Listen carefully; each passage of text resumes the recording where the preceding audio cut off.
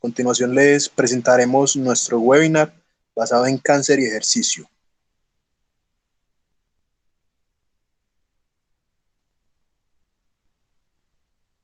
Andrés. Bueno, los ponentes son Andrés Felipe García Sánchez, estudiante universitario del Politécnico Colombiano Jaime César Cadavid, técnico en ejecución de programas deportivos con el SENA, tiene un curso deportivo con el Politécnico Colombiano Jaime César Cadavid, gestión de proyectos con la Universidad de Antioquia, actualmente es estudiante del Politécnico Colombiano Jaime César Cadavid. Dairon Alexander Rojas, estudiante universitario del Politécnico Colombiano Jaime César Cadavid y futbolista con dicha universidad. Edwin David Avendaño Arias, estudiante universitario del Politécnico Colombiano Jaime César Cadavid. Y Andrés Felipe Rodríguez, estudiante universitario del Politécnico Colombiano Jaime César Cadavid, técnico en entrenamiento deportivo con el CEFIT. Y daremos comienzo a nuestro webinar.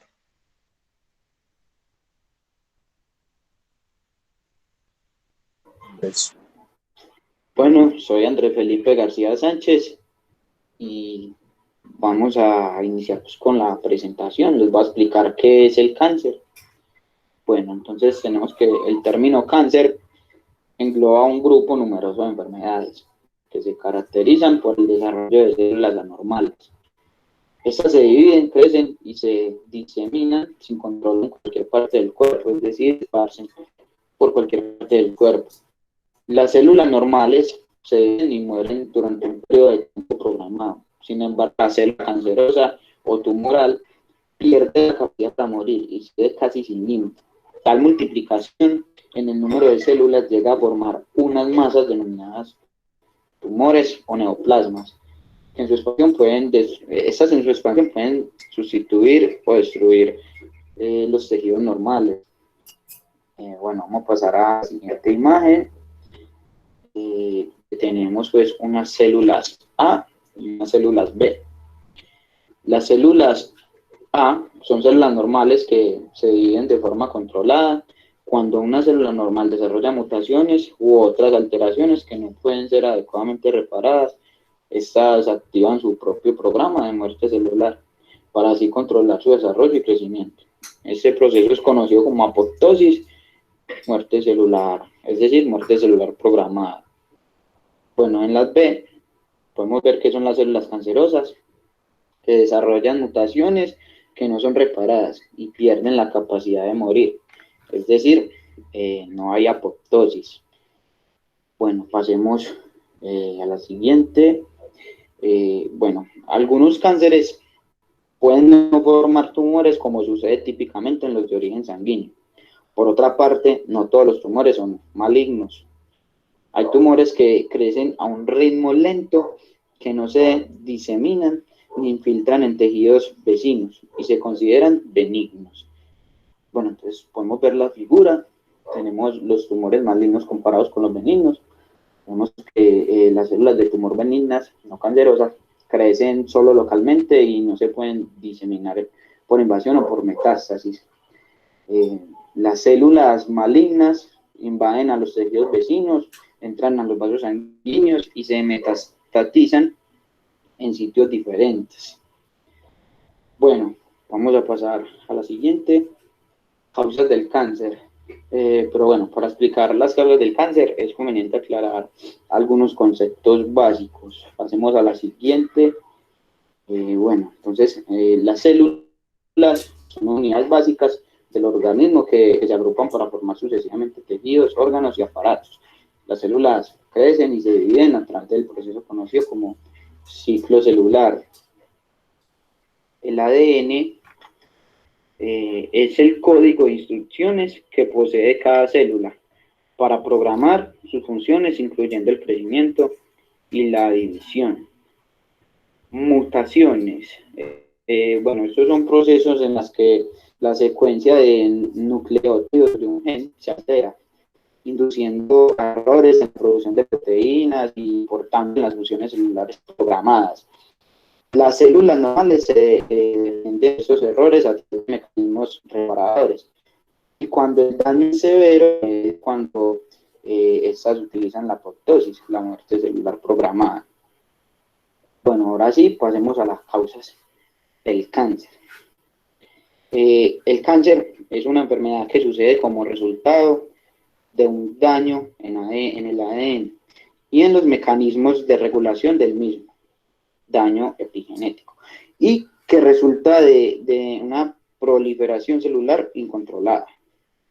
El daño que se produce en el ADN o en sus reguladores puede ser heredado de los padres, producido por agentes externos, carcinógenos o ambas cosas. Los factores externos serían responsables del 90% de los cánceres y la mitad de los mismos se producen por factores como el tabaquismo, alcohol, sobrepeso e inactividad física. Bueno, pasemos a la siguiente diapositiva. ¿Cómo se produce el cáncer? Bueno, cualquier fenómeno carcinógeno que dañe los genes en nuestras células puede ocasionar cáncer. Pero para que la célula se torne cancerosa, ha de causar daño en varios genes causantes de cáncer en la misma célula. Es decir, a ver, los genes alterados tienen que formar parte de unos procesos característicos o huellas inherentes a la propia formación del cáncer: proliferación celular, resistencia a la muerte celular e inmortalidad. También formación de vasos sanguíneos, capacidad de diseminación, reprogramación energética y evasión al sistema inmune, debido a que cada uno de estos procesos es enormemente complejo, con participación de muy numerosos mediadores que interactúan entre sí. Puede llegarse a la misma enfermedad a través de mutaciones muy diversas. Bueno, pasemos a la siguiente diapositiva. Genes causantes de cáncer. Bueno, los protooncogenes son genes normales que regulan el crecimiento celular en sentido positivo, es decir, a modo de aceleradores. Codifican proteínas como factores de crecimiento, receptores, factores de transcripción o proteínas de señalización. Los factores de crecimiento se unen a receptores que existen en la superficie de las células, desencadenando la activación de señalización intracelular. Estas transmiten el mensaje al interior del núcleo celular, activando a su vez unas proteínas especiales denominadas factores de transcripción. Bueno, finalmente estos factores activan a los genes requeridos para el crecimiento de proliferación celular. Los oncogenos son versiones anormales, patológicas, caracterizadas por su presencia excesivamente activa. En oposición de esto, los genes supresores de tumores ejercen una acción de freno a la proliferación celular, y es su inactivación inapropiada la que acelera la división celular. El daño en el ADN es un suceso muy frecuente a lo largo de la vida. No solo los factores del ambiente, como el humo del tabaco o las radiaciones, lesionan el ADN, también lo hacen constantemente los productos de las reacciones químicas que ocurren normalmente dentro de las células mismas. Por eso es fundamental el buen funcionamiento de otro grupo de genes, los llamados genes reparadores de ADN. Cuando estos fallan, las células no pueden repararse a sí mismas, provocando la acumulación creciente de mutaciones en otros genes. Los genes apópticos inducen al suicidio celular ante la falta de reparación de ADN. Bueno, también cuando dejan de funcionar correctamente, colaboran en el desarrollo del cáncer, al permitir la subsistencia de las células dañadas genéticamente. Bueno, pasemos a la siguiente diapositiva. Los carcinógenos. Bueno, los carcinógenos son un conjunto de fenómenos que determinan la aparición y desarrollo de un cáncer. Eso puede ocurrir que algunos de los genes dañados sean heredados de los padres ello posibilita que el cáncer se desarrolle más precozmente, pues bastaría un menor número de mutaciones adquiridos en vida. El primer paso en la carcinogénesis consiste en la acción de un agente indicador que ocasiona un daño en el ADN.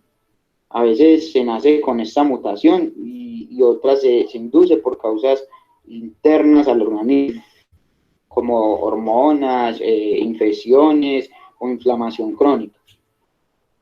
Otras muchas veces la causa se halla en factores externos como las radiaciones o los agentes químicos como los contenidos en el tabaco, como lo habíamos dicho anteriormente.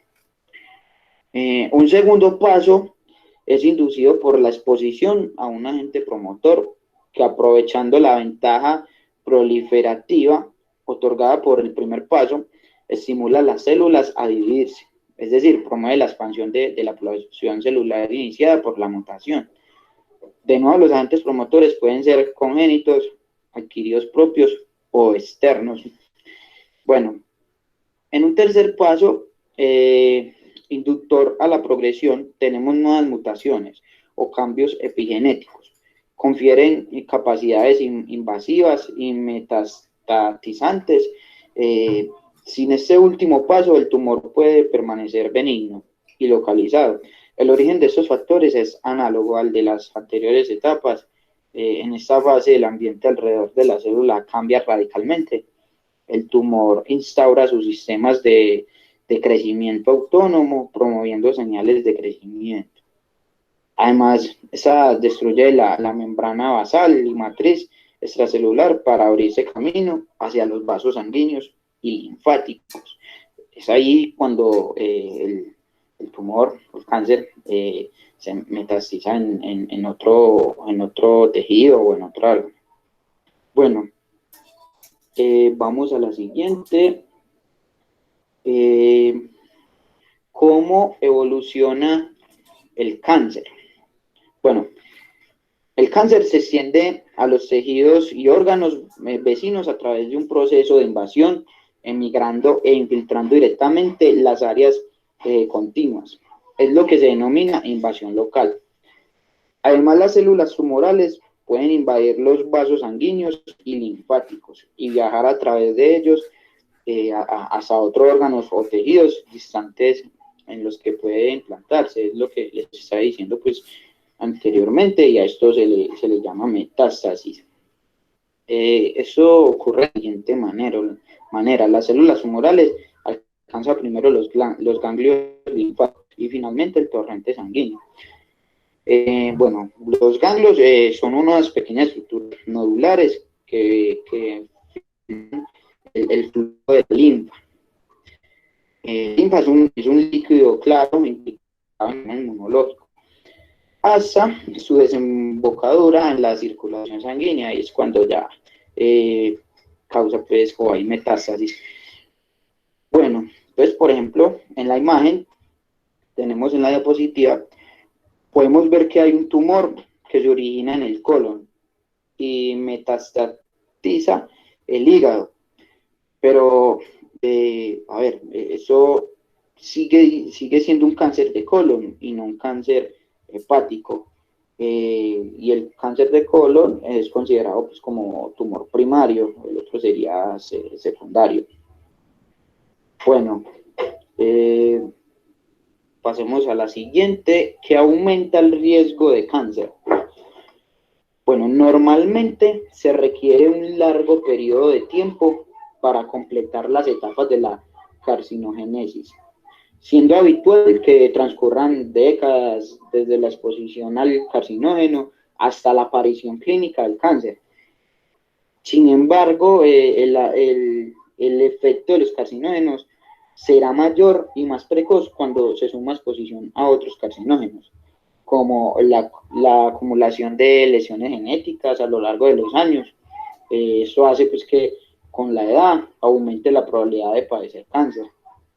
También el tabaquismo, que es el principal carcinógeno ambiental conocido para padecer cáncer. La radiación ultravioleta presente en los rayos solares Es una radiación de baja energía que ocasiona el cáncer de piel en personas prolongadamente o intensamente expuestas. Algunas infecciones bacterianas también se han asociado al cáncer. El caso mejor documentado es la infección por Helicobacter pylori, una bacteria que infecta el estómago, ocasionando úlceras que se asocia al desarrollo de cáncer de estómago. Bueno, y aproximadamente el 10-20% de los cánceres se desarrollan en personas con historia familiar de cáncer. Cuando esto ocurre, es posible que las mutaciones sean transmitidas de unas generaciones a otras. Esta situación es denominada como cáncer hereditario. Bueno, pero a ver, es una probabilidad más o menos, a ver, baja, pero debido a que en nuestras células existen dos copias de cada gen, una procedente de cada progenitor, un defecto heredado a una sola de las copias de un gen supresor de tumores no provocará un cáncer, porque la otra permanecerá funcional. Pero el problema viene cuando una nueva mutación afecta a la copia restante. Ahí es cuando se produce el cáncer y si tenemos pues como más probabilidades que una persona que no contrajo pues este gen. Bueno, muchas gracias. Eso es lo que les tenía para contar.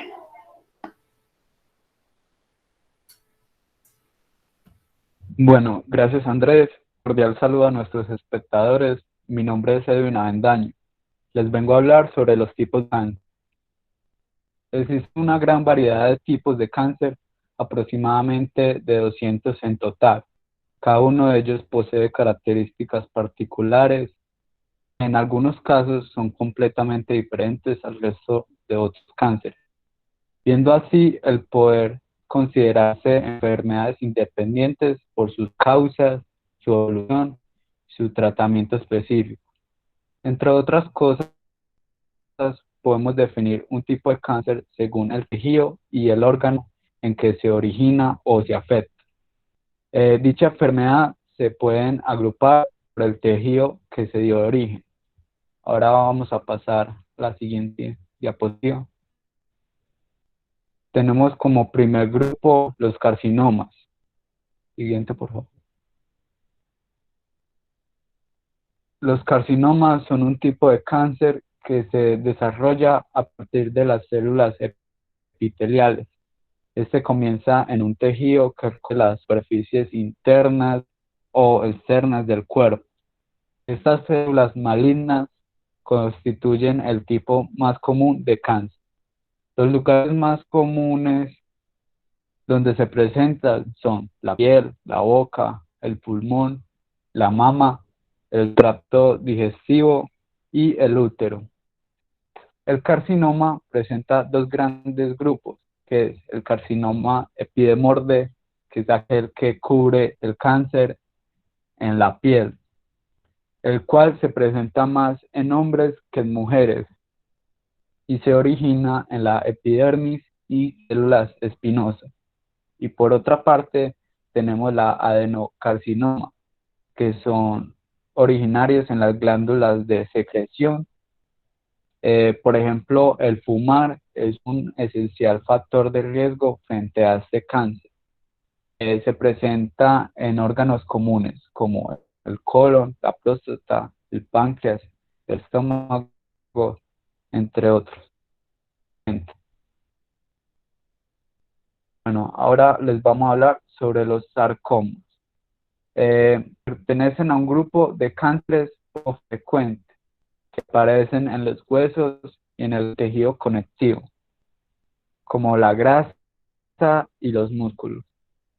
Como dije anteriormente, es poco frecuente, entonces por esto la mayoría de los casos se desconoce la causa y quizás por los antecedentes familiares y la exposición a químicos o radiación pueden aumentar el riesgo a hacer este cáncer. Sus síntomas pueden sufrir hinchazón, bultos, fatigas o pérdida de peso. Y este es un tipo de cáncer difícil de tratar con el ejercicio, ya que afecta los huesos y los músculos. Siguiente.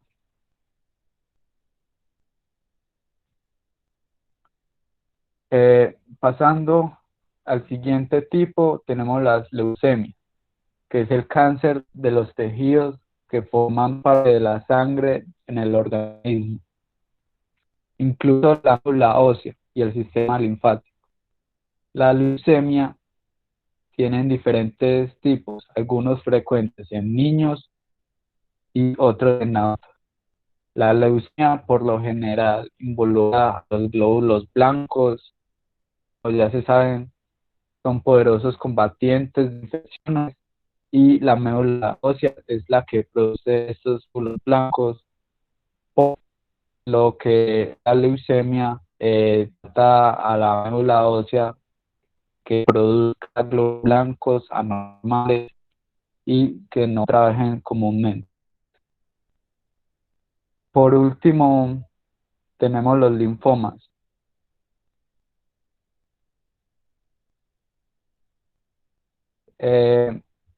Estos se desarrollan a partir del tejido linfático, como el existente en ganglios y órganos linfáticos. Los principales tipos de linfoma son el Hodgkin y el non-Hodgkiniano. Siguiente.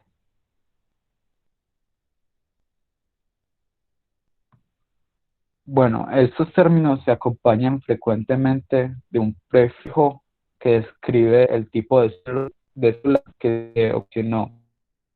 Por ejemplo, adeno, que significa glándula, condro, cartílago, eritro, glóbulo rojo, enchio, vaso sanguíneo, lipo, grasa, melano, célula pigmentada, mio, célula muscular y óseo hueso.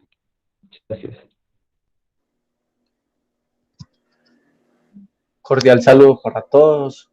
A continuación hablaremos sobre qué es la quimioterapia. Listo, principalmente hay que definir que la quimioterapia, como todos lo conocen, no se refiere simplemente al tratamiento del cáncer. ¿Qué significa quimioterapia? Quimioterapia es cualquier medicamento que cure o trate una enfermedad. ¿Cómo actúa la quimioterapia en el ciclo celular? Bueno, entonces primero habría que especificar un poco sobre el ciclo celular. El ciclo celular recibe este nombre por el proceso en el cual las células se duplican y dan lugar a dos nuevas células. En este ciclo se llegan a tener algunas fases que se llaman G1, S, G2 y M. En la G1 podemos encontrar o ver su proceso, que es aquella que la célula se prepara para dividirse. En la fase S, que es cuando la célula se sintetiza o se hace una copia de sí misma de sus genes para poder dividirse y que ambas tengan la misma cantidad de genes. En la G2 pasa a una condensación y organiza su material genético para preparar su división celular. Y en la M tiene lugar en sí la mitosis.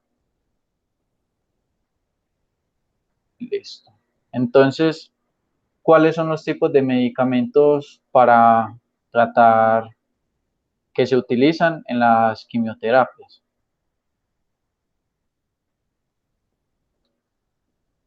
Tenemos los agentes alquilantes. ¿Cuál es el objetivo de estos agentes? Estos agentes impiden principalmente la reproducción de las células. ¿Cómo pasa esto? Ocurre con un daño. Estos agentes están principalmente compuestos para atacar el ADN, por lo cual no logran dividirse.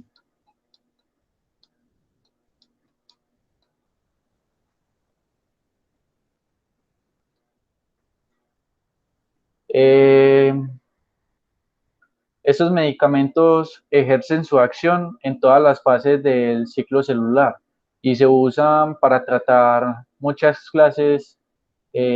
diferentes tipos de cáncer, incluyendo el cáncer de pulmón, de mama y de ovario, así como la leucemia, el linfoma y otros tipos de enfermedades tales como el Hodgkin.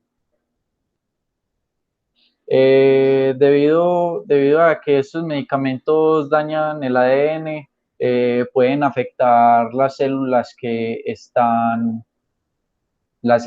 se encuentran en buen estado. Entonces, ¿qué deben de hacer las personas que van a tratar a estos pacientes? Deben de medir muy bien y de tratar con el mayor cuidado posible el uso de estas sustancias, ya que un exceso de estas puede causar alteraciones tanto genéticamente como físicamente. De ahí vienen los efectos secundarios y por eso dicen que, que la quimioterapia puede llegar a ser a veces más riesgosa que el mismo cáncer. ¿Qué pasa con las nitrocebras? Este medicamento es capaz de llegar al cerebro, lo cual no hacen estos otros tipos de sustancias. Las nitrocebras son un grupo de agentes alquilantes que tienen una acción especial. Los otros agentes alquilantes mencionados no pueden llegar al cerebro, pero las nitrocebras pueden hacerlo. Pueden entrar en el cerebro porque son capaces de cruzar a través de la zona conocida como la barrera hematoencefálica. Esta es una área especial que evita la mayoría de los medicamentos al alcance del cerebro. Esta acción hace que estos medicamentos sean útiles en el tratamiento de ciertos tumores cerebrales. ¿Cuáles son algunas de las sustancias o componentes que tienen las nitrocebras? Contienen carmustina, lomustina, estreptozocina. A continuación, los antimetabólicos. Los antimetabólicos interfieren con el ADN y el ARN, sustituyendo los elementos fundamentales para formar estas moléculas. Cuando esto sucede, el ADN no puede hacer copias de sí misma y la célula no puede reproducirse. Se usan comúnmente para tratar estas sustancias se usan principalmente para tratar las leucemias, cánceres de seno, ovarios y el tracto intestinal, así como otros tipos de cánceres. Algunas de las sustancias utilizadas en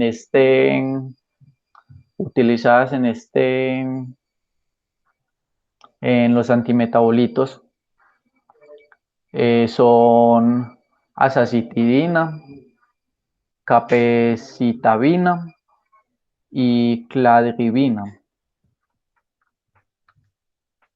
A continuación le daremos paso a nuestro compañero Dairon, que nos hablará de la actividad física.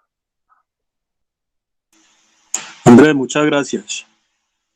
Bueno, yo quiero remitirme a todo lo que acabaron de hablar, porque es muy importante a la hora de la actividad física y el ejercicio con estas personas. ¿Por qué? Porque todo depende con el paciente de cáncer y a la hora del ejercicio depende también de las patologías que presente el sujeto o el individuo. Entonces, voy a hacer un recuento de lo que hemos visto hasta el momento levemente para poder dar una explicación de cómo podríamos ayudar a una persona a mantener su estado físico o a mejorar su condición física y a ejercitarse. Entonces, lo primero que hay que tener en cuenta es que vamos a hacer una definición de lo que acabaron de hablar los compañeros, de los tratamientos para esta patología, y así vamos a ir entrando en cómo podemos entrenar a una persona con estas enfermedades. Entonces, primero, sabemos que, como lo dijo Andrés ahorita, el cáncer es el crecimiento de tejido nuevo resultante de una continua y rápida producción de células, pero células malas o células anormales, mejor dicho, que invaden y destruyen tejidos específicos. Entonces, el cáncer puede provenir desde cualquier tipo de célula en cualquier tejido corporal. Eso lo tenemos que tener en cuenta. Y no es una enfermedad individual, sino que incluye un largo número de enfermedades clasificadas de acuerdo al tejido y al en donde el movimiento anormal ocurra. Pero entonces ahorita Edwin hablaba y decía que había varios cientos de tipos de cáncer y están constituidos, pero no están limitados a tres subtipos principales, como lo decía Edwin ahorita: los carcinomas, los sarcomas, la leucemia, y entre ellas entran los linfomas. Entonces, muy importante saber que los carcinomas aproximadamente constituyen el 85% de todos los tumores malignos. Los sarcomas tienen un 6% y los linfomas y la leucemia un 5%. Entonces, para tratar estos tipos de cáncer existen tres procedimientos: la cirugía, la quimioterapia y la radiación. Entonces, un acercamiento en el tratamiento del cáncer es remover todas las células malignas con una cirugía.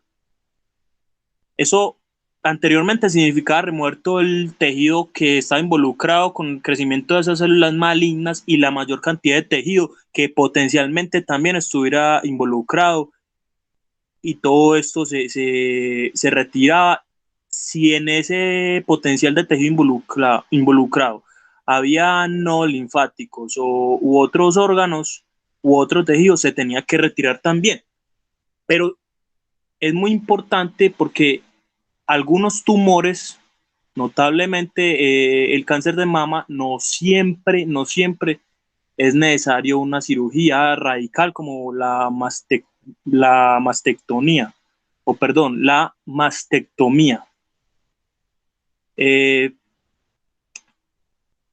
Ahorita hay técnicas mucho más prácticas, quirúrgicas también, y el conocimiento de la fisiología y los avances en anestesiología de hoy permiten dichos avances. Entonces hay, por ejemplo, productos sanguíneos inmediatamente disponibles y potentes antibióticos que han permitido menos cirugías extensivas, con más rápida recuperación y con menos inhabilidad. Entonces, en el caso de la radiación, es comúnmente utilizada para destruir cualquier célula que pudo haber sido dejada atrás luego de una cirugía.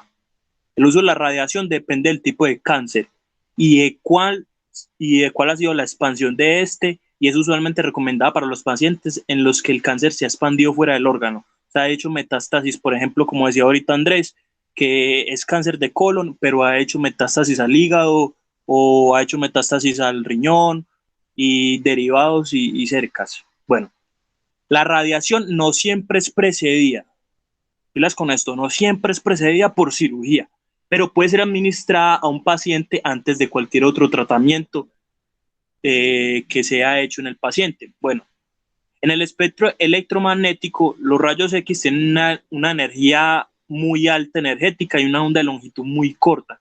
Entonces producen la ionización de átomos que ocurre cuando un rayo de radiación pasa a través de los tejidos biológicos. Cuando esos rayos de radiación pasan a través de tejidos vivos, varían las características de la fuente de radiación y se puede controlar la intensidad y la duración. y el sitio de los eventos ionizadores. Ese control permite que ocurra la destrucción deliberada de las células. Los eventos fisioquímicos que toman lugar en el daño de la célula, en el daño celular inducido por radiación, están muy lejos de ser comprendidos, aunque hay pocas dudas que el sitio importante es el ADN nuclear y es menos común para el daño a ser infligido como resultado de un impacto directo, pero más comúnmente los efectos son indirectos, entonces resultando en la producción de radicales libres inestables, altamente reactivos y de vida corta, que producen una destrucción de las moléculas normales del ADN. O sea, la radiación, o mejor dicho, el tratamiento con los rayos X no producen daños directos a los tejidos, pero sí los producen indirectamente. Entonces, una persona que está recibiendo un procedimiento a través de rayos X para matar esas células cancerígenas, puede tener una afectación en algunos de los otros tejidos o los órganos adyacentes al que se le está haciendo el procedimiento o la intervención. Y es importante saber eso porque a la hora, ahorita más adelante les hablaré de eso, para entrenar a una persona, por ejemplo, las personas que reciben radioterapia, lo más recomendable es, o intervención por radiación, por rayos X, lo más recomendable es no hacer acondicionamiento físico en piscinas. Pero bueno, sigamos. Bueno, a la hora del ejercicio, hay mucha controversia con las personas que sufren cáncer porque uno de los síntomas que más tienen esas personas son, o es mejor dicho, la fatiga, las náuseas y el padecimiento en la piel, o sea, molestias a nivel de la dermis, del tejido de la piel. Para esto también, para el cáncer hay otro tratamiento, ahorita Andrés hablaba de eso, y es la quimioterapia. La quimioterapia se hace mayormente a través de, o mejor dicho, por medio de vía intravenosa, con el uso de algunas drogas citotóxicas. Y es un tratamiento sistemático, no es localizado, a diferencia de la cirugía y la radiación. Entonces, las drogas usadas en la quimioterapia son más activas contra las células de división frecuente. Entonces, las células normales con cambios de crecimiento rápido, que son más comúnmente afectadas por agentes de quimioterapia, incluyen, entre ellas, la médula ósea, que en estas serían las plaquetas y las células sanguíneas blancas y rojas, folículos pilosos, la capa mucosa del tracto gastrointestinal, la piel, células germinales, o sea, espermas y ovarios. Pero en este tratamiento, en la quimioterapia, las drogas citotóxicas dañan la integridad reproductiva de las células. O sea, esos tratamientos siempre van a traer como una contraparte. Entonces, los tumores de crecimiento rápido son más propensos a responder con el tratamiento, pero también tienen un gran daño indirecto. La explicación del por qué algunos tipos de cáncer, como lo son, por ejemplo, el linfoma testicular y la leucemia, son sensitivos a drogas citotóxicas y otros tipos no, es ciertamente no solo lo debido a la cinética celular. Entonces, esta diferencia puede también estar relacionada a los mecanismos por los cuales la respuesta a la muerte celular es invocada, lo que permite diferir en eficiencia o expresión en un tumor comparado con otro. Algunas drogas son solo efectivas en una fase particular del ciclo celular, como durante la síntesis del ADN, mientras otras exhiben algunas acciones incluso contra células en reposo. Entonces, la quimioterapia, radiación y en algunos casos la cirugía pueden causar, como lo dije anteriormente, daños a tejidos sanos que estén cercanos. Por ejemplo, muchas veces cuando las personas reciben los tratamientos por radiación y tienen, por ejemplo, un daño o el daño cancerígeno es en el hígado, por ejemplo, a estas personas en muchas ocasiones se les cubren los otros órganos vitales para evitar esa radiación a esos órganos. Entonces, algunos de los efectos secundarios de largo alcance del tratamiento contra el cáncer incluyen la cardiotoxicidad, la toxicidad pulmonar, alteraciones musculoesqueléticas y toxicidad del sistema endocrínico. La cardiotoxicidad es principalmente encontrada en pacientes con quimioterapia, especialmente con drogas que son ampliamente utilizadas para tratar lo que es el cáncer de mamas, ovarios, linfosomas, leucemia y osteosarcomas. Existen diferentes modos por los que se puede producir una lesión al corazón mediante el tratamiento de la quimioterapia. Eso es muy importante a la hora de las personas con cáncer para hacer ejercicio. Por ejemplo, si nos llega un paciente o una persona que acude a nuestros servicios y ha tenido un daño cardíaco a causa de la quimioterapia, tenemos que saber qué daño le ha causado, cuál ha sido su afectación. ¿Por qué? Porque la cardiotoxicidad es una alteración cuantitativa o cualitativa en el corazón debido a fármacos u otras sustancias que se utilizan en la quimioterapia y puede evolucionar a una insuficiencia cardíaca o incluso a arritmias. Entonces, por ejemplo, una persona de estas, la mayoría de las personas que tienen arritmias no se les recomienda hacer unos grandes esfuerzos porque pueden derivar en un paro cardíaco, dado que estas arritmias generalmente se ocasionan por un daño en el miocardio, en el tejido muscular del corazón. Sabemos que el corazón produce su propio impulso eléctrico, eso es dado a unos nodos sinusales que hay en él y que lo producen y por eso se sabe que es un órgano independiente en ese sentido. Pero bueno, entonces es importante saber cuál ha sido el diagnóstico del médico, en este caso del médico oncólogo con el paciente para saber cómo lo vamos a tratar. Bueno, existen diferentes modos en cómo vamos a tratar a esas personas. Primero, lo acabo de decir, muy importante tener en cuenta la valoración del médico, muy importante. Segundo, saber si esta persona anteriormente ya había realizado ejercicio o si es una persona desentrenada, porque el cuerpo va a evolucionar o va a responder de una forma distinta. Bueno, un lugar donde se produce el daño es en la miofibrilla cardíaca, dado a la cardiotoxicidad. Entonces, en el miocito, el retículo sarcoplasmático se puede inflamar y el daño a la miofibrilla cardíaca resulta en degeneración de las mitocondrias, núcleo y la pérdida de la conectividad miofibrilar. Otro cambio bioquímico que es en el sujeto es, por ejemplo, un descenso en la enzima glutaminoperoxidasa, que es la enzima que convierte sustancias tóxicas en sustancias inofensivas. Eso resulta en el daño de las membranas celulares del corazón por radicales libres destructivos. En este caso se ha sugerido que exista una unión preferencial de esos radicales libres con las mitocondrias de las células cardíacas, causando daños y posibles alteraciones en el flujo del calcio a través de los canales de la membrana. Entonces, a medida que más miofibrillas se pierden, el músculo cardíaco, el miocito, debe trabajar más duro para compensar la pérdida de la habilidad de bombeo y el incremento en el corazón se traduce en un incremento en las demandas de oxígeno. Entonces, todo daño cardíaco en su mayoría es irreversible. Y ojo, el incremento en el músculo cardíaco demanda más sangre rica en oxígeno.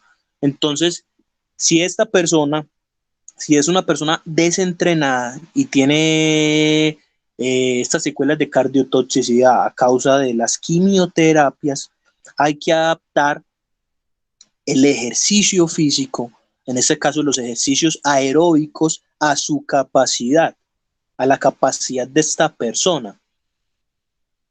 Es muy importante eso porque podríamos no solamente ocasionarle un daño cardíaco a la persona, sino cardiorrespiratorio y posiblemente llevarla a colapsar. Bueno, es improbable que ocurra una cardiosidad inducida por radiación. No es descartado. Sin embargo, parece existir un efecto sinergista entre la quimioterapia y la radiación, Por ejemplo, muchos pacientes que sufren cardiotoxicidades de niveles medios a niveles indetectables son aproximadamente un 10% los casos que son fatales, tanto para la quimioterapia como para la radiación. Entonces, hay una probabilidad muy poca que esta persona pueda sufrir durante el ejercicio, pero es importante, como lo mencioné anteriormente, la valoración de su médico, del médico que lleva el caso de la persona con cáncer. El tipo de quimioterapia que se usa para el cáncer de piel y de pulmón demuestra que contribuye a la toxicidad pulmonar. Otro problema que tenemos acá, si no conocemos el caso de esta persona, dado que en los pulmones existe una disminución de los neumocitos tipo 1 y una distribución e incremento de los neumocitos tipo 2 en el espacio alveolar. Entonces, los efectos duraderos de la quimioterapia pueden causar que el septo alveolar disminuya en tamaño y en número. También hay un incremento en cantidad de colágeno secretado por los fibroblastos intersticiales, que resultan en una fibrosis intersticial generalizada en los pulmones. Entonces, si el daño continúa, los estados terminales de la fibrosis intersticial revelan el daño en el alveolo y espacios aéreos dilatados, seguido por un engrosamiento y endurecimiento del intersticio. Dairon, Sí. Perdóname la interrupción, para preguntarte a ver qué tipos de ejercicios son como los más recomendados entre los médicos y los deportistas que han padecido ya cáncer. ¿Cuáles son los tipos de ejercicios que más se recomiendan para trabajarle la resistencia y la fuerza a las personas que han pasado por radioterapia o por quimioterapia? Sí, allá iba Andrés. Lo que pasa es que, como lo dije al principio, era muy importante hacer como este tipo de, como le digo yo, de referencias, porque eso se deriva al ejercicio. Lo que decía ahorita, mira, si hay una persona desentrenada que lastimosamente tuvo una toxicidad pulmonar o una cardiotoxicidad, a esas personas no se les recomienda hacer un ejercicio aeróbico intenso debido al daño en las miofibrillas del tejido muscular cardíaco, en este caso del miocito, no, del miocardio, perdón, y también a causa del daño que están recibiendo los alvéolos, que algunos alvéolos pueden dañarse al punto que no tienen reparo, o sea, desaparecen o disminuyen en su tamaño, y eso hace que la persona tenga menos reserva de oxígeno. Entonces, en el caso de estas personas, hay que saber muy bien si ya estaban entrenando. Por ejemplo, si es un deportista y sufrió este daño, las cargas se tienen que bajar, más que todo cuando son cargas en esos trabajos aeróbicos, aunque sabemos que, por ejemplo, en los trabajos de fuerza también se demanda mucho oxígeno.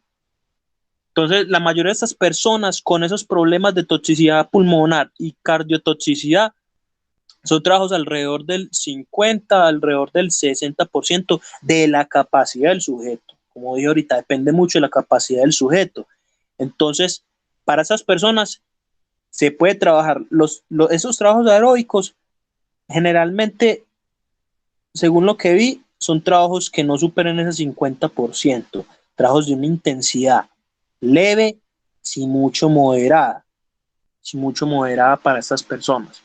Entonces, para seguir, ahorita ya con las alteraciones musculoesqueléticas pueden ocurrir debido a la quimioterapia y a la radiación. Entonces, por ejemplo, una radiación desigual, desequilibrada a través de las vértebras, tejidos blandos y músculos.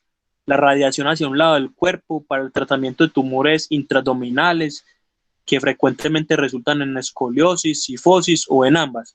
Aquí es muy importante, y ahorita Andrés me acabas de preguntar qué tipo de ejercicios. Muy buena pregunta, porque para esas personas con esos tratamientos de radiación a nivel abdominal, zona core, es importante mantener todos los músculos de esta parte, recto abdominal, oblicuos, psoas ilíaco, flexores de cadera, todos esos músculos es importante tenerlos fortalecidos. Lo mejor son trabajos isométricos. Trabajos isométricos, ¿por qué? Porque como lo decía ahorita, a veces las radiaciones producen efectos secundarios o daños indirectos. Entonces es muy importante tener en cuenta que tengo que fortalecer el músculo que fue tratado, pero también tengo que tener en cuenta si otro músculo o otro tejido óseo recibió algún daño y no esforzarlo mucho.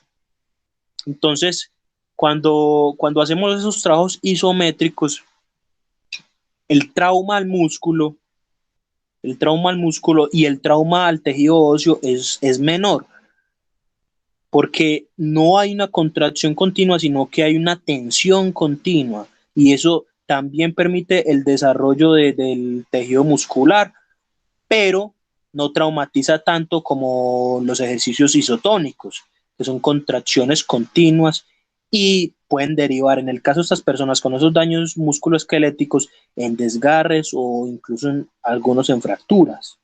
Entonces hay que tener mucho en cuenta eso. Pero sigamos.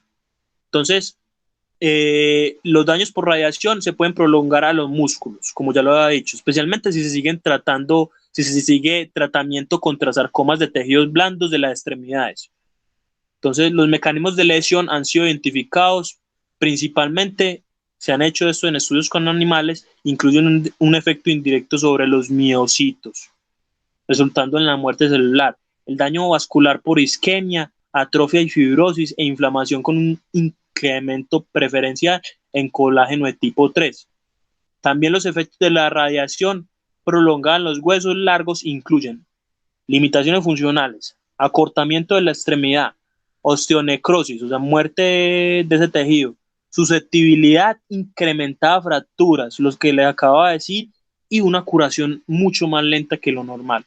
Entonces, la necrosis avascular y osteoporosis son también encontradas tras la radiación y el uso prolongado de corticosteroides. Entonces, les acabo de decir, muy importante saber si esta persona tuvo esos daños indirectos. Es más, si no los tuvo indirectamente, las cargas que se hacen de trabajo de tonicidad para esta persona no deben de ser aumentadas más de un 65% para evitar esos daños, para evitar daños indirectos en tejidos óseos o tejidos musculoesqueléticos. Bueno, el tratamiento contra el cáncer también puede afectar adversamente el número de funciones endocrinas. Eso incluye el metabolismo, el crecimiento, el desarrollo sexual secundario y la reproducción. Y esos efectos secundarios, entre comillas tardíos, resultan del daño provocado a los órganos objetivos o a glándulas, por ejemplo, la tiroides, los ovarios, los testículos y el eje pituitario hipotalámico. Bueno, esas hormonas tienen efectos biológicos en el consumo de oxígeno, el sistema nervioso central y el periférico, el músculo cardíaco y esquelético, metabolismo en los carbohidratos y el colesterol en el crecimiento y desarrollo, todos estos se ven muy relacionados y a la vez cuando reciben esos tratamientos se pueden ver muy afectados también. Entonces, la eficiencia de la hormona del crecimiento, por ejemplo, debido al tratamiento de la radiación contra el cáncer, puede afectar otras funciones y muchas funciones biológicas diferentes.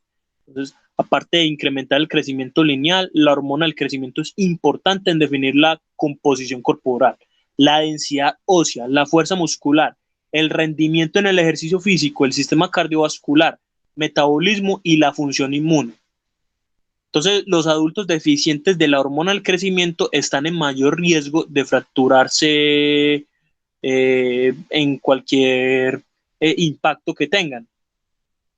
Las enfermedades coronarias y la disminución de la masa corporal magra y la fuerza muscular también se ve muy afectada cuando esta hormona es afectada, dado a esos tratamientos de radiación. El desarrollo sexual secundario y la reproducción son dos últimas áreas en donde el sistema endocrino puede ser afectado por quimioterapia y radiación. pero no en tal cantidad como las antes ya mencionadas. Entonces, la edad al momento del tratamiento, el género y la dosis de droga y radiación y el uso de los agentes alquilantes, como lo mencionaba Andrés ahorita, son factores de riesgo importantes en el fallo de las gónadas, de esos glándulas de reproducción. Entonces, ahorita les decía, estas personas tienen mucha controversia en cuanto al ejercicio, los pacientes por cáncer, porque tienen unos síntomas no peculiares, pero sí muy preocupantes para ellos. Esas personas tienden a sentirse muy fatigadas. Entonces, una de las preocupaciones de esa persona a la hora de hacer ejercicio, cuando no es alguien entrenado, cuando no es alguien que está acostumbrado, e incluso cuando es alguien que está acostumbrado al entrenamiento, es que se sienten muy decaídas, se sienten muy fatigadas y les da miedo sentirse más cansadas a la hora de realizar el ejercicio. Por ejemplo, dándoles datos, entre el 78 al 96 de la población con cáncer uno de los efectos secundarios de este más prevaleciente es la fatiga. Y esa se caracteriza por la inhabilidad para realizar tareas físicas a un nivel o a un ritmo acostumbrado o de fuerza por una disminución del proceso de pensamiento que puede involucrar la falla de la memoria también. Entonces, desde un modelo neurofisiológico consiste en componentes centrales y periféricos y ha sido propuesta para estudiar la fatiga. Los componentes esos componentes son el cerebro y el cordón espinal. El sistema periférico consiste de nervios periféricos, el sarcolema muscular, sistema tubular transversal, la liberación del calcio, la interacción de la actina-miosina, tensión y calor de los puentes cruzados y la producción de la fuerza y la tensión. Entonces, un empeoramiento de los componentes centrales causa una falta de motivación, una transmisión empeorada a través del cordón espinal y un agotamiento o mal funcionamiento de las células cerebrales en la región hipotalámica. Otra perspectiva en ese estudio que se hizo es que la fatiga se centra en la reducción de las reservas de proteínas musculares esqueléticas y pueden resultar en un factor de necrosis tumoral. Esta reducción proteica muscular va a obligar a los individuos a ejercer una inusual elevada cantidad de energía, más de lo normal, para generar fuerza contráctil adecuada durante el rendimiento energéticos o durante periodos prolongados de sentarse o pararse. O sea, la demanda para ellos, la demanda de oxígeno en los tejidos musculares, en el sarcómera, es mucho mayor debido al daño que presentan a nivel hipotalámico. Entonces, la rápida producción de las células cancerosas pueden llevar a otras células a romperse, a desintegrarse también. Y las células que más se ven, las células se ven destruidas y liberan ciertas sustancias, más que todo liberan potasio, ácido úrico y fósforo. Y son transportadas, esas sustancias son transportadas dentro de la célula. Entonces, una cantidad incrementada de estas sustancias puede cargar contra el funcionamiento corporal normal. Estas sustancias pueden causar que los riñones, por ejemplo, puedan tener dificultades para remover agua y productos de desecho del cuerpo. Sabemos cómo es importante los riñones a la hora del ejercicio. Esto también puede producir que otros órganos y tejidos tengan funciones anormales enzimáticas, tanto intra como extracelulares, factores de coagulación y adhesión de moléculas. Entonces, debido a todo esto, ¿por qué es importante el ejercicio para los pacientes y conocer la condición? Bueno, entonces, como les decía ahorita, uno de los conceptos más difíciles al convencer a los pacientes de cáncer es que el ejercicio les puede ayudar a superar la sensación de fatiga. Pero la diferencia entre ejercicio y actividad física es que el ejercicio se hace de una forma, ¿cómo lo dijera? De una forma regulada, de una forma específica y planeada. Entonces, estas personas no entienden mucho, bueno, la mayoría de los casos la gente no entiende mucho cuál es la diferencia entre las dos y creen que si los vamos a poner a hacer ejercicios, que los van a poner a correr, los van a poner a saltar. No necesariamente, no necesariamente. El ejercicio va enfocado en una región específica, en mejorar una condición u una habilidad, y como lo dije ya, todo esto va sincronizado, todo eso va regulado, contado el tiempo, el número de repeticiones, etcétera. Entonces, la mayoría de los pacientes rápidamente van a estar en desacuerdo muy seguramente porque están demasiado cansados por los daños que tienen a nivel hormonal para realizar cierta actividad diaria. Entonces, se ha demostrado que el ejercicio en muchos estudios juega un papel muy preventivo en el desarrollo de ciertos tipos de cáncer. Pero, ¿cuáles son los beneficios del ejercicio para los pacientes que ya sufren esa patología? Entonces, hay muchos estudios que sugieren, como les decía ahorita, intensidades suaves a moderadas y tienen muchos beneficios para las personas con cáncer. Algunos de los beneficios, por ejemplo, incluyen incremento en la función cardiovascular, pulmonar y muscular a raíz de un incremento en el consumo de oxígeno, el volumen de eyección cardíaca, el volumen minuto cardíaco, la vascularización muscular, la circulación linfática, el ritmo metabólico, el tono muscular, la fuerza, coordinación, entre otros. Entonces, durante el tratamiento del cáncer, en la quimioterapia, radiación o cirugía, pueden causar efectos duraderos, efectos secundarios a varios tejidos biológicos, pero los beneficios del ejercicio para los sistemas cardiovascular, pulmonar, musculoesquelético y endocrino son discutidos brevemente. A continuación se los voy a mostrar. Dado que durante el ejercicio el corazón bombea volúmenes de sangre incrementados para suplir oxígeno y nutrientes y remover dióxido de carbono y desechos metabólicos. Entonces, el sistema respiratorio maneja una carga de trabajo incrementada, intercambiando oxígeno, dióxido de carbono entre la sangre y la atmósfera. El sistema nervioso y varias hormonas también tienen importantes roles. Entonces, integrar la respuesta del cuerpo al ejercicio, regular los cambios metabólicos que ocurren en el músculo y los tejidos. El ejercicio parece influenciar las defensas huéspedes contra infecciones virales y cancerígenas. El ejercicio también provoca una liberación de varias citoquinas que están involucradas en la resistencia contra los tumores, lo que permite influenciar en la actividad de las células citotóxicas. Bueno, entonces, más aún, influye en la resistencia al crecimiento de tumores y algunas hormonas de estrés liberadas durante el ejercicio, como los corticosteroides o catecolaminas, que pueden modular la habilidad de las células inmunes para exterminar las células tumorales. Entonces, por lo tanto, puede ser postulado que el ejercicio puede influir las defensas contra el crecimiento tumoral, vía directa o indirecta, modulando la actividad de las células citotóxicas. La declinación en la capacidad funcional experimentada por 1/3 o más de los pacientes con cáncer, sin importar la etapa en la que se encuentra el individuo en la enfermedad, puede ser atribuida a condiciones hipocinéticas desarrolladas por prolongada inactividad física. Esa condición hipocinética puede causar la reducción de la eficiencia de los sistemas energéticos, de las vías metabólicas, lo cual puede disminuir la asimilación de sustratos energéticos por el cuerpo, que son esenciales para la realización de tareas diarias. Entonces, la condición hipocinética también puede tener algunos efectos en los niveles hormonales, lo que puede llevar a un mayor desbalance homostático. Estas modificaciones pueden ocurrir debido a la actividad física, pueden llevar a un mal funcionamiento de varios sistemas del organismo, lo cual puede también estar correlacionado con altos niveles de fatiga experimentados por el paciente. Y aquí quiero hacer un pare.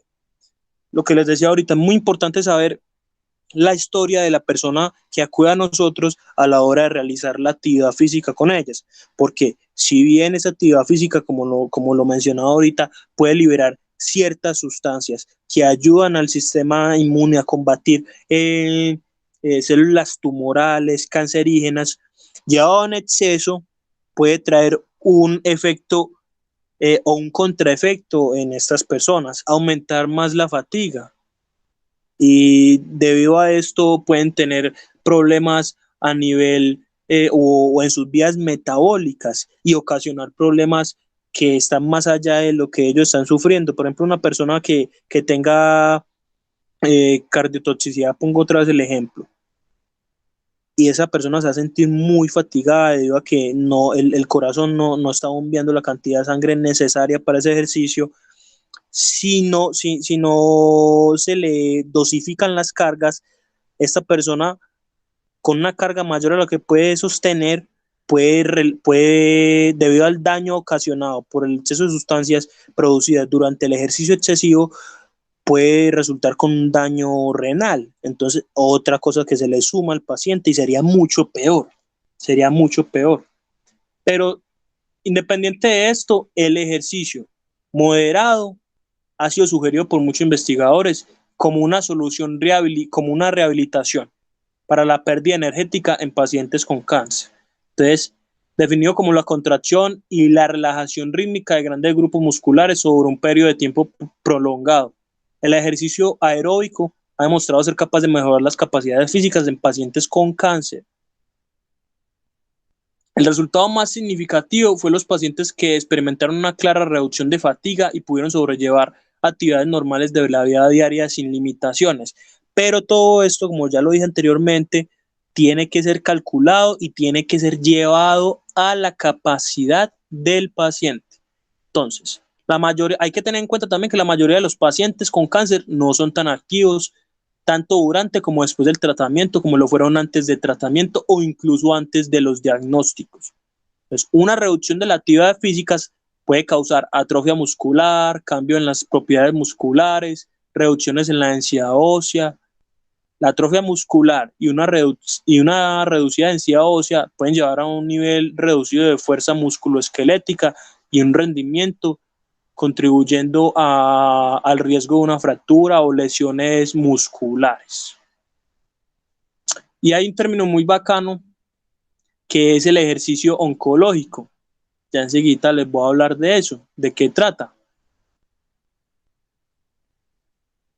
Entonces, en conclusión con lo que les decía, el ejercicio puede ser uno de los más potentes, puede ser una de las mejores intervenciones para los pacientes con cáncer, pero con este también se pueden tener riesgos si no es controlado.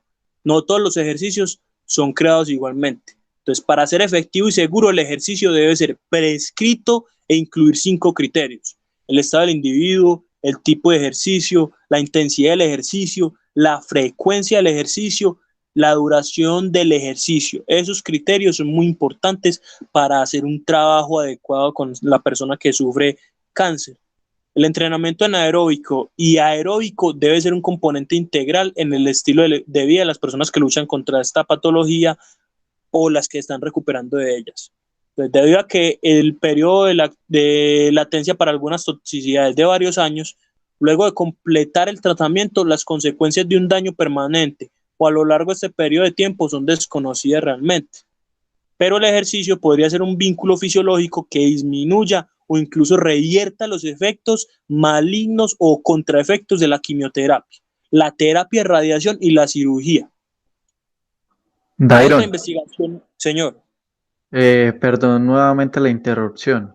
Dale. Vamos dando un poquito de paso para poder finalizar con las intervenciones, por Listo, mi favor. hermano. Muchas gracias. Resumidamente les voy a contar. El ejercicio físico oncológico es indicado para pacientes con cáncer y en tratamiento oncológico. Debe estar totalmente orientado al mantenimiento de la masa y fuerza muscular. Para evitar lesiones secundarias, el plan de ejercicio en el paciente con cáncer tiene que ser siempre individualizado, como ya les decía, y adaptado al individuo, al tipo de tumor que tenga y al tratamiento. Esa planificación se realizará con sus médicos y con los enfermeros y el preparador físico, médico deportólogo, fisioterapeuta.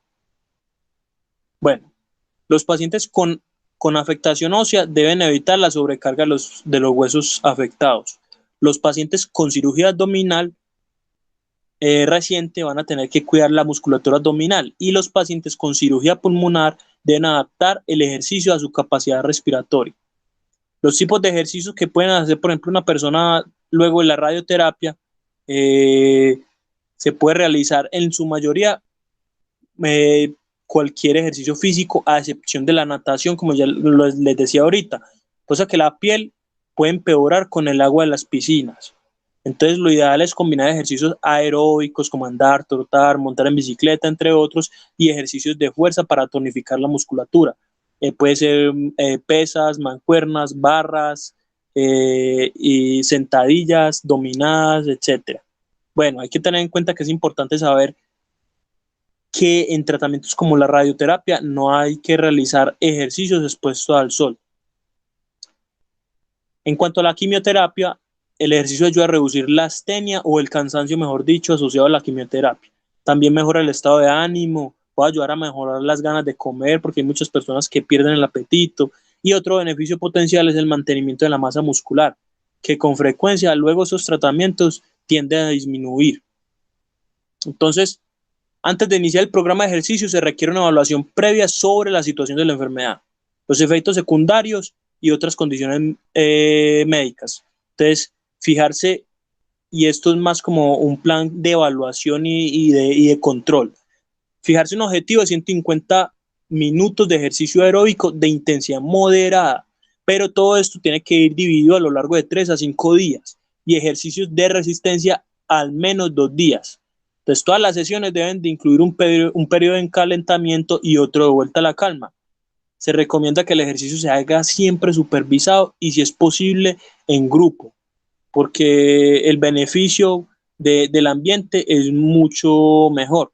Durante el tratamiento quimioterápico, si existe leucopenia o, mejor dicho, defensas bajas, no se debe hacer ejercicio en lugares cerrados con aglomeración de gente, por ejemplo, como en un gimnasio, en una piscina, porque hay más riesgos, dadas las defensas bajas, de que esa persona se contraiga por algún tipo de germen. En el caso de los linfomas, los ejercicios activos son fundamentales tanto para la prevención como para el tratamiento del linfedema. Con un buen plan preventivo, su incidencia puede disminuir, y si aparece, tanto los ejercicios activos como los drenajes ayudan para el tratamiento de este tipo de cáncer. El fundamento es que la propia contracción muscular funciona como un mecanismo de bombeo al sistema linfático. Se recomiendan ejercicios activos y si son diferentes, se trata de miembros superiores o inferiores, dependiendo de la región que quiera trabajar. Entonces se deben de combinar un correcto ritmo respiratorio y siempre hay que evitar la fatiga muscular. Entonces, si la persona después del ejercicio experimenta fatiga excesiva, o si tiene anemia, o le falta coordinación muscular, que se conoce como ataxia, lo recomendable es suspender el ejercicio. Si el sistema inmunitario está afectado y el recuento de leucocitos es bajo, es menor de 3.500 leucocitos por microlitro de sangre, es mejor evitar ir a gimnasios y a lugares públicos. Si tienen neuropatía, dolor o adormecimiento debido a lesiones en los nervios periféricos, o si siente cosquillo en las manos o en los pies causado por la quimioterapia, debe tratar de disminuir el riesgo de caerte o de lastimarse. Entonces, los ejercicios de alto impacto es mejor no trabajarlos ahí. También se puede pedir que haya una observación y que haya un seguimiento de parte de un profesional.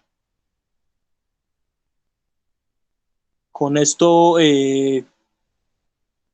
podemos decir que básicamente en los tipos de ejercicios que una persona con cáncer puede realizar son ejercicios de resistencia, la capacidad cardiovascular o capacidad aeróbica, por ejemplo, como el fondo, como caminar, correr, montar en bicicleta, nadar, bailar, ejercicios de fuerza, levantar una pesa, empujar, traccionar, flexibilidad, eh, eh, y entre otros.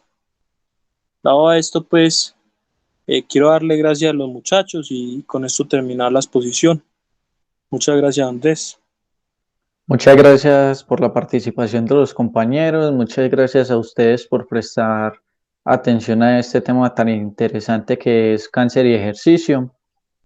Y con esto damos fin a esta presentación.